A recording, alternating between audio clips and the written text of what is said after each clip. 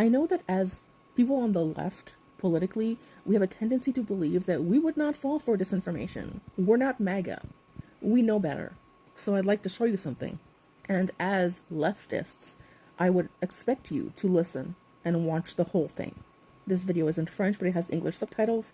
If anyone wants me to do an English voiceover, let me know in the comments and I'll make one. If anyone after watching this leaves in the comments something like, you're just pro-genocide, please get a lobotomy, okay?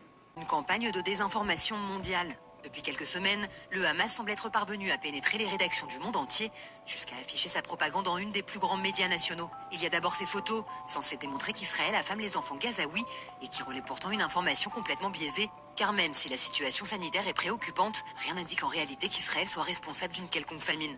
Le New York Times, par exemple, après avoir affiché en une un enfant rachitique dans les bras de sa mère, sous-entendant que son état était provoqué par la famine, a finalement dû admettre que le garçon était en fait atteint d'une paralysie cérébrale musculaire. C'est d'ailleurs ce même enfant malade, Mohamed Zakaria Al-Moutawak, que le journal britannique le Daily Express utilise là encore pour alimenter le narratif de la famine provoquée par Israël.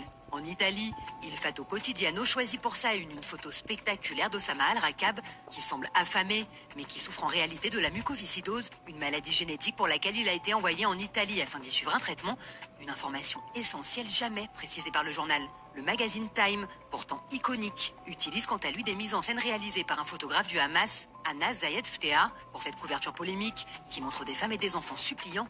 Les images des coulisses révèlent que des humanitaires étaient en fait juste derrière, à attendre que les photos soient prises pour pouvoir commencer la distribution alimentaire. En France, on assiste exactement au même phénomène, des Photoshop trafiqués ou publiés hors contexte. Il y a par exemple la une de l'Humanité, qui pour illustrer son titre tendancieux, Netanyahou, l'affameur de Gaza, avait choisi la photo d'un jeune garçon atteint de mucoviscidose. Il y a le très pro-palestinien journal Le Monde, qui, comme ses confrères internationaux, ne semble pas avoir jugé problématique d'utiliser la photo de l'enfant atteint d'une paralysie cérébrale. Il y a la une de Libération, qui montre le dos d'un enfant décharné, visiblement malade lui aussi, lorsque l'on compare sa silhouette à celle du reste de sa famille.